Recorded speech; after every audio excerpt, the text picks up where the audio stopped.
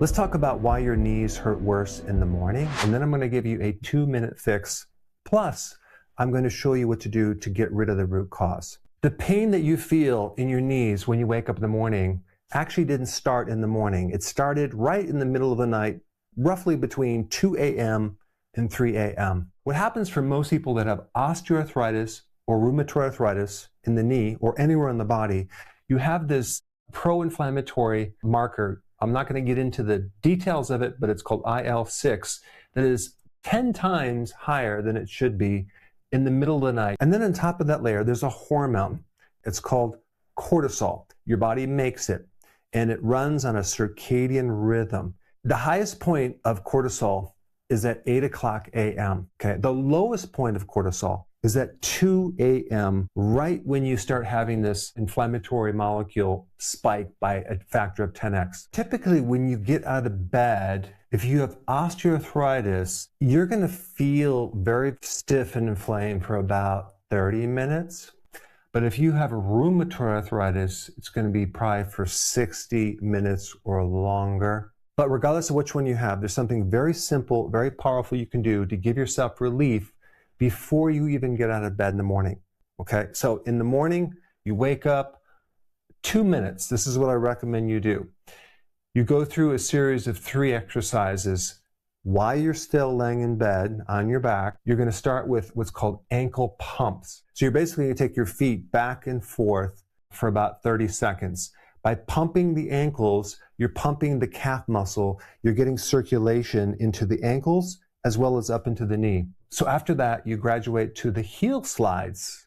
The heel slides is where you're going to take your heels and you're going to bend your knees, sliding your heels up and down the sheets gently 10 times. Then after that, you do what's called the quad set. 6 reps of this. So what you're going to do is you're going to activate the quad muscle. That's the muscle on the top part. That's your thigh muscle. You're going to squeeze that muscle very, very tight for 5 seconds, and then you're going to relax for a few seconds, and you're going to contract that muscle for 5 seconds, and you're going to do that 6 times. But then you go into your shower, apply very warm to hot water on your knees as the icing on the cake. How do we lower this pro-inflammatory molecule? Because if it's up by 10 times in the middle of the night, is there any way to bring it down? There's a couple things I would recommend.